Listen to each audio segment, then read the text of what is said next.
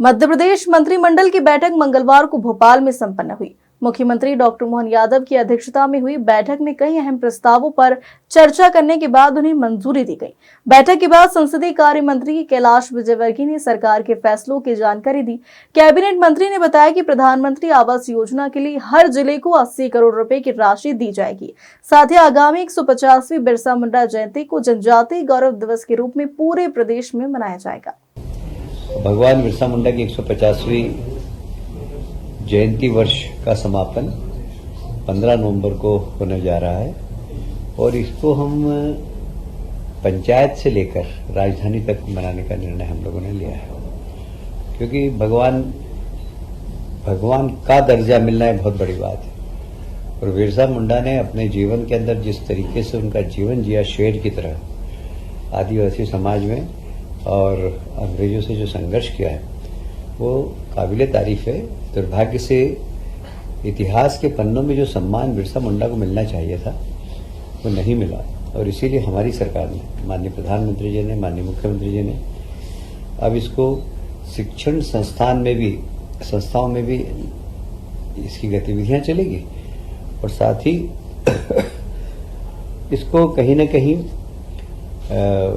बच्चों के कोर्स में भी लागू किया जाए, ऐसा हम विचार कर रहे हैं।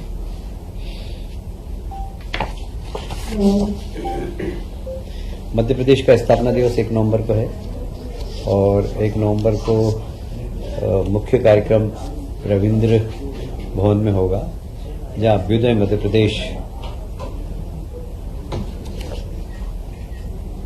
का कार्यक्रम होगा और इसको मोतीलाल नेहरू स्टेडियम में भी राज्य उत्सव के रूप में मनाया जाएगा। रविंद्र भवन और मोतीलाल नेहरू स्टेडियम में अलग अलग कार्यक्रम होंगे। रविंद्र भवन में विजन डॉक्यूमेंट्स का विमोचन होगा और निवेश संबंधी उपलब्धियां जो 2 वर्षों में हमने प्राप्त की और उसकी जानकारी से अवगत कराएंगे। डिजिटल सेवाओं का लोकार्पण, देखिए गुड गवर्नेंस के लिए बहुत ज़रूरी है कि डिजिटल सेवाएं ज़्यादा से ज़्यादा हो और हमारी सरकार इसको बहुत गंभीरता से पालन कर रही है और हम डिजिटल सेवाओं का कार्यक्षेत्र बढ़ाते हुए जा रहे हैं। रोजगार और कौशल विकास, किसी भी सरकार के लिए अपने प्रदेश के लोगों को रोजगार देना एक चुनौती है अभी और हमने इसको बहुत फोकस किया है, इन्वेस्टमेंट लाकर, उद्योग लगाकर और तकनीकी शिक्षा के माध्यम से, कौशल विकास के माध्यम से और अलग अलग प्रकार की योजनाएं लागे। जैसे विश्वकर्मा जयंती पे हमने विश्वकर्मा योजना लाकर सब छोटे छोटे जो सुतार है, बढ़ई है, इनको छोटा सॉफ्ट लोन देकर उनके काम में बढ़ावा देना। वो रोजगार उनको तो मिले ही पर वो रोजगार देने वाले भी बने। ये हमारी सरकार की हमेशा नियत रही है और इसी दिशा में हम लोगों ने जो काम किया उसका भी हम यहाँ पर बताएंगे।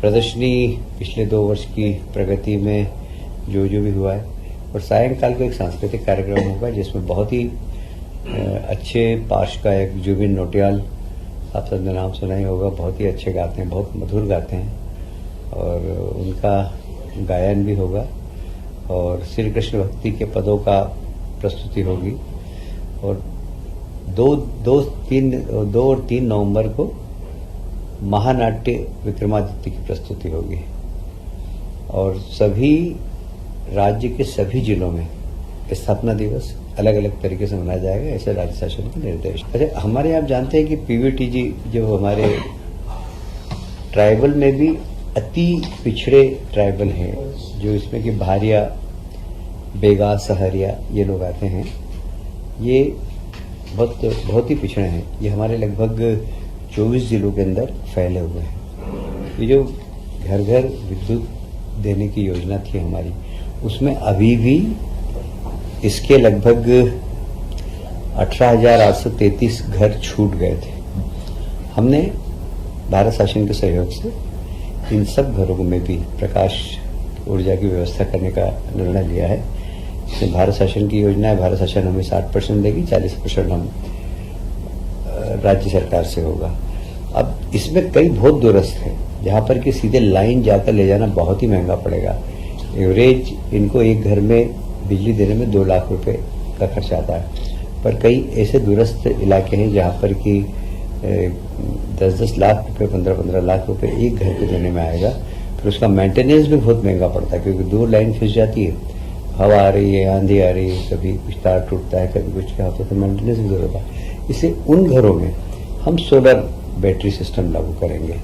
और सोलर बैटरी सिस्टम ऐसे हमने आइडेंटिफाई किए हैं, कुल 211 ऐसे दूरस्थ मकान हैं जो कि जहाँ पर कि एक ग्रिड से हम बिजली नहीं पहुँचा सकते, वहाँ हम सोलर लाइट लगाएंगे। इस प्रकार कुल 18,338 घरों के अंदर ये लाइट लगेगी। इसमें जैसा कि मैंने बताया आपको कि इसमें 60% भारत सरकार का है और 40% राज्य सरकार का है। उच्च न्यायालय मध्य प्रदेश जबलपुर ने बसवाहा जिला छतरपुर में व्यवहार न्यायाधीश स्तर के न्यायालय का अमले सहित प्रस्ताव अनुमोदित किया है। इसके पदों की स्वीकृति देना थी, वो आज हमने नवीन पद की स्वीकृति दी है। इसके ऊपर लगभग 52 लाख रुपए आएगा। ये एक बहुत बड़ा काम है उस क्षेत्र के लिए, क्योंकि छतरपुर और इस इलाके के दूरस्थ क्षेत्रों में लोगों को न्याय में प्राप्त करने में काफ़ी देर होती थी, और इस प्रकार ये यहाँ पर न्यायालय खुलने से वहाँ के गरीब लोगों को काफ़ी फायदा मिलेगा।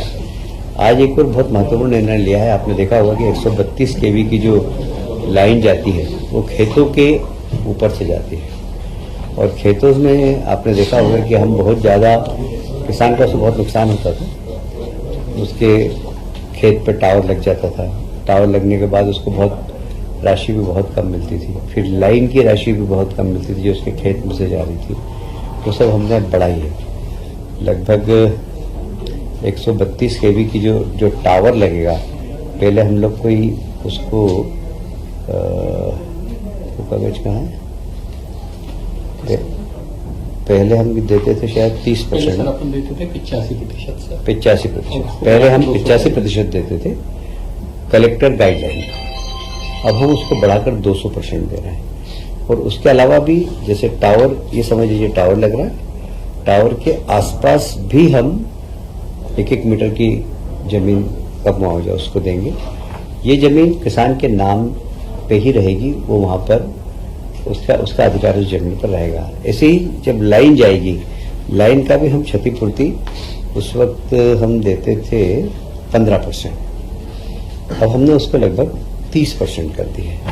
और उसमें भी हमने लाइन जैसे यहाँ से जा रही है तो इसके दोनों साइड उसका एरिया और बढ़ाएंगे, जिससे किसान को लाभ मिले, और ये लगभग 30% देंगे हम उसको कलेक्टर गाइडलाइन का। तो इस प्रकार किसानों को काफ़ी बड़ी राहत देने का हमने काम किया है। इसमें कॉरिडोर में 132 केवी, 220 केवी और 400 केवी की लाइन जो होती है, उसमें हमने तय किया कि जो 132 में 28 मीटर देंगे उसको लाइन का, 220 में 35 मीटर देंगे, और 400 केवी में 52 मीटर का उसको मुआवजा मिलेगा। फिर मैं उसको दोहरा रहा हूँ कि वो किसान के नाम ही रहेगी और किसान उस पर खेती कर सकेगा, पर मुआवजा उसको मिल जाएगा, 1 टाइम मुआवजा है। ये भी एक अच्छा निर्णय हुआ है। जो सेवानिवृत्त होने के बाद कई बार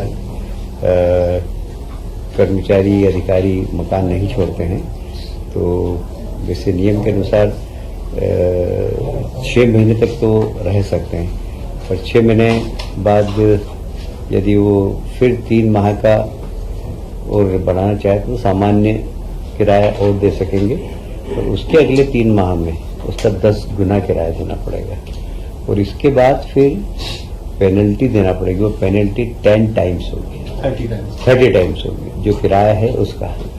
जैसे 3,000 किराया है तो फिर वो 90,000 पहुँच जाएगा, 30 टाइम्स उसको पेनल्टी देना पड़ेगी।